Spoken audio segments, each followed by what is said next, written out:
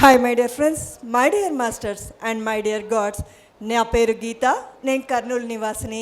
మరి ఇటువంటి గొప్ప ధ్యాన జ్ఞాన మార్గాన్ని అందించినటువంటి బ్రహ్మర్షి పితామహ పత్రిజీ గారికి, పత్రి మేడం గారికి, సదానంద గారికి కృతజ్ఞతలు చెప్పుకుందామా? గట్టిగా క్లాప్స్ కొడదామా? ఓకే, వచ్చిన వాళ్ళంతా క్లాప్స్ కొట్టిస్తున్నారు, చేతులు నొప్పి పెడుతున్నాయి అనుకుంటాను. మీకు రహస్యం చెప్పనా? పత్రి సార్ చెప్పేవారు, ఎంత క్లాప్స్ కొడితే అంత ఆరోగ్యము. ఓకే, కొన్ని వేల నరాలు మన అన్ని భాగాలకు కనెక్టివిటీ ఉంటుంది. అందుకని పత్రి సారు క్లాప్స్ కొట్టించేవాడు. ఓకే, చెప్పే వాళ్ళకు ప్రోత్సాహము, మనకు ఆరోగ్యము. ఓకే, ఒక దెబ్బకు ఎన్ని పిట్టలు? అది బ్రహ్మర్షి పితామహ పత్రిజీ అంటే, అవునా? సరే, పత్రి సార్ అంటారు కదా, అందరినీ my dear friends, my dear masters and my dear God's అంటారు. ఆయనకు అందరం స్నేహితులు ఎలా అవుతాము? డౌట్ వస్తుందా లేదా? అవునా? అందరినీ మాస్టర్స్ అంటాడు, అందరినీ గురువులు అంటారు. నాకు మొదటిగా ధ్యానిగా వచ్చినప్పుడు ఇలాంటి అనుమానాలు ఉండేది. ఇప్పుడు వచ్చి మాట్లాడమన్నారు కాబట్టి 5 నిమిషాల్లో అయిపోయే టాపిక్ ఏది అని ఆలోచిస్తే మీకు ఉపయోగపడాలి, ఇక్కడ వీళ్ళకు కూడా ఏ డిస్టర్బెన్స్ ఉండకూడదు. ఓకేనా? ఎంతమంది తెలుసు పత్రి సార్ ఎందుకు మై డియర్ ఫ్రెండ్స్ అంటారు, మై డియర్ మాస్టర్స్ అంటారు, మై డియర్ గాడ్స్ అంటారు? అందరినీ దేవతలని అంటారు కదా, ఎక్కడున్నాయి మనకు ఆ శక్తులని అనుమానం వచ్చేది. ఏమంటాడు? అందరినీ మై డియర్ గాడ్స్ అంటారు, అందరూ దేవతలు అంటారు. ఎక్కడున్నాయి మనకు ఆ శక్తులు? ఎక్కడున్నాయి పవర్స్? మనకెందుకు ఇలా ఉండేది జీవితము? ఇక్కడి నుంచి అక్కడికి హెలికాప్టర్లో వెళ్ళిపోయే వాళ్ళం, ఆటోలో, బస్సులో, కార్లో ఎందుకు వచ్చేవాళ్ళం? అనుమానాలు వచ్చేటివి నాకు కొత్తగా వచ్చేటప్పుడు. నేను ఒక పుస్తకం చదువుతుంటే అందులో ఉంది, ధ్యాన విద్య అనే పుస్తకంలో పత్రి సార్ వివరించారు. ఫస్ట్ వన్ ఏమి? మై డియర్, అందరితో స్నేహభావంతో ఉండాలండోయ్, అందరితో స్నేహంగా ఉండాలి. అంటే ఎవరితో? కంటికి కనిపించే మనుషులతోనొకటేనా? సమస్త జీవకోటితో. సమస్త జీవకోటి అంటే ఎవరెవరు? 84 లక్షల జీవరాశులు, జంతువుతో, చెట్టుతో, పుట్టతో, సమస్త జీవులతో ఎలా ఉండాలి? స్నేహంగా ఉండాలి. మైకే కదా అని ఇసిరేయడం, ఫోనే కదా ఇసిరేయడం కాదండోయ్. అన్నిటినీ మనం ఎంత ప్రేమిస్తే వాటి మనుగడ కూడా అంత బాగా ఉంటుంది. చాలామంది పిరమిడ్ మాస్టర్లు అంటారు, నేను ఫ్యాన్తో మాట్లాడతాను, మిక్సీతో మాట్లాడతాను అంటే కొత్తగా వచ్చిన వాళ్ళు వీళ్ళు పిచ్చోళ్ళు అనుకుంటారు. ఏదో వైజాగ్ హాస్పిటల్ నుంచి పట్టుకొచ్చారు అనుకుంటారు. కాదండోయ్, నిజంగానే మీరు ప్రేమతో ఉండి చూడండి. చైనాలో ఎక్స్పెరిమెంట్ చేశారు, నీటితో మాట్లాడి ఎక్స్పెరిమెంట్ చేశారు, వస్తువుతో మాట్లాడి ఎక్స్పెరిమెంట్ చేశారు. పత్రి సారు ఎంతోమంది మాస్టర్స్ చెప్తే నేను ఇవన్నీ రీసెర్చ్ చేసి మీ ముందు వచ్చి చెప్తున్నాను. ఏదో వాళ్ళు చెప్పారని మీకు వచ్చి అప్పచెప్పడం కాదండి. నేను వ్యతిరేకిని, పత్రి సార్ ప్రతి మాటకు నేను వ్యతిరేకిగా ఉండి తెలుసుకుంటూ ఇప్పుడు ఆయన అభిమానిని అయినాను. పత్రి సార్ చెప్పారు కదా, సైన్స్ అన్నాడు, శాస్త్రం అంటే ఏమి? మనం ప్రాక్టికల్గా ఎంతవరకు నిజం? ధ్యానం సర్వరోగ నివారిణి, సకల భోగకారిని, సత్యజ్ఞాన ప్రసాదిని అంటున్నారు. ఎంతవరకు నిజమండి? ఎలా నమ్మేస్తామో? శ్వాసను గమనించి నేను ప్రయత్నించాను, నాకు జబ్బు చేసింది, నేను ఒక డాక్టర్ భార్య అయినప్పటికీ 2 సంవత్సరాల్లో 3 సర్జరీలు జరిగాయి. ఒక సర్జరీ ఫెయిల్యూర్ అయ్యి డాక్టర్ కాడికి తిరిగి డిప్రెషన్ రావడంతో ధ్యానానికి అడుగుపెట్టాను. ధ్యానం చేసి సంపూర్ణ ఆరోగ్యవంతురాలను అయ్యాను. అంతటితో ఆగలేదు. ఎలా తగ్గింది? How it is possible? Research చేశాను, గంటలు సాధన చేశాను. వాకిన్ అంటే ఏమి? టెలిపతి అంటే ఏమి? మాస్టర్స్ అంటే ఏమి? సూక్ష్మ శరీరయానం అంటే ఏమి? ఇవన్నీ తెలుసుకోవాలి ప్రత్యక్షంగా, ఏదో వాళ్ళు చెప్తే కాదు. చూడండి, రసగుల్లా అంటే ఒకప్పుడు మనకు అందరికీ తెలుసా? తెలియదు, కానీ మహారుచిగా ఉంటుందని తిన్నవాళ్ళు చెబుతారు.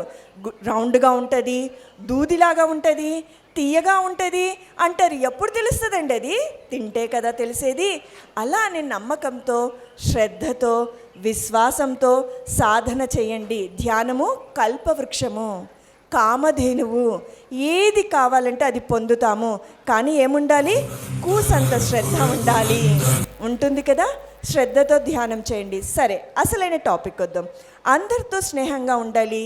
చేప, చికెన్, మటన్ అవన్నీ మన ప్లేట్లో ఉంటున్నాం. స్నేహమాది వాటిని చంపి మన జిహ్వ ఆనందం కోసం మనం భుజిస్తున్నాం. అది ధర్మమా? వాటి అనుభవాల కోసం అవి భూమి మీదకి వచ్చాయి, వాటిని చంపి తినడం ఎంతవరకు ధర్మం అంటారు? అవన్నీ తెలుసుకోవాలి అంటే రోజు కొంత పత్రిసారి చెప్పినటువంటి కాన్సెప్ట్స్ వింటే మీకు అర్థమవుతుంది. ఓకేనా? స్నేహం ఎవరితో ఉండాలి? మన కంటికి కనిపించే మనుషులతో ఒకటేనా? కాదు, సమస్త జీవకోటితో ఉండాలి. ఓకే. సెకండ్ వన్ ఏమి? మై డియర్ మాస్టర్స్, అందరినీ ధ్యానం చెప్పబోయి అంటాడు. డౌట్ వస్తుంది కదా, మాకేమొచ్చని చెప్పమంటారు గురువుగారు అని అనిపిస్తుంది. మనం ఇక్కడ వచ్చినాము, ఈ ప్రాంగణంలో ఉంటున్నాము అంటే పత్రిసార్ అనేవాడు ఈ జన్మలో ధ్యానివి కాదు, జ్ఞానివి కాదు, గత జన్మలోనే గొప్ప ధ్యానివి జ్ఞానివైతేనే ఈడొచ్చి కూర్చోగలుగుతావు. నువ్వు విన్న జ్ఞానము ఇప్పుడు పరీక్షించుకోవడానికి వచ్చావు. ఈ జన్మలో సరికాని అత్త, సరికాని భర్త, సరికాని భార్య ఉంటుంది. నేను ఇంత మెడిటేషన్ చేస్తున్నాను, నాకెందుకు ఇలా ఉన్నారు అని అనుమానం వస్తుంది. ఇవి పరీక్షలు. సత్వగుణము ఉన్నవాడికి, నిర్గుణంలో ఉన్నవాడికి ఎలాంటి భార్య, ఎలాంటి భర్త ఉంటారు? తమోగుణ, రజోగుణ వాళ్ళు ఉంటారు. నువ్వు ఏదైతే జ్ఞానం విన్నావో ప్రేమతో, దయతో, కరుణతో ఉన్నావంటే విన్న జ్ఞానం ఆచరించిన వాడివవుతావు. విన్నేది ఆచరించిన వాడు అందరికీ గురువుగా కనిపిస్తాడు. నోటి మాట ఒక రకంగా ఉండి చేతులు ఒక రకంగా ఉండరాదు. గురువు అంటే ఏమి?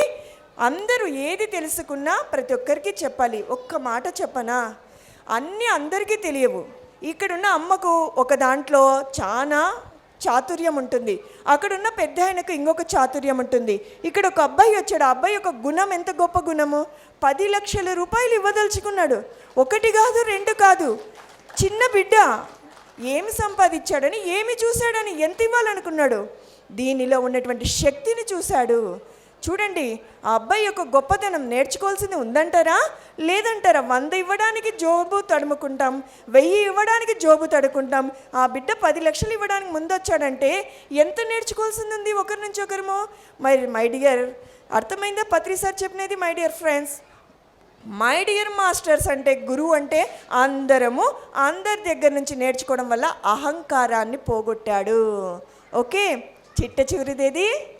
మై డియర్ గాడ్స్, అందరు దైవం అయితే శక్తి ఏది, పవర్ ఏది?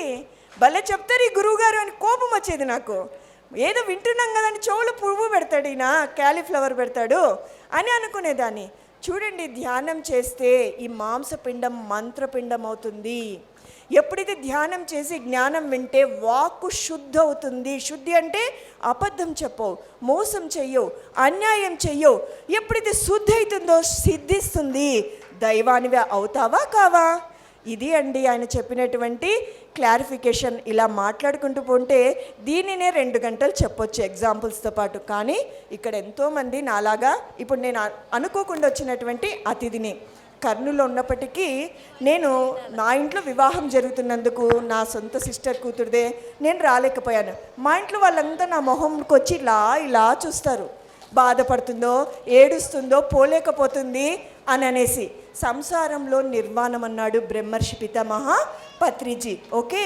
అందుకోసమనే ముందు కుటుంబ బాధ్యత, తర్వాత మనలో ఉన్నటువంటి ఆధ్యాత్మిక బాధ్యత.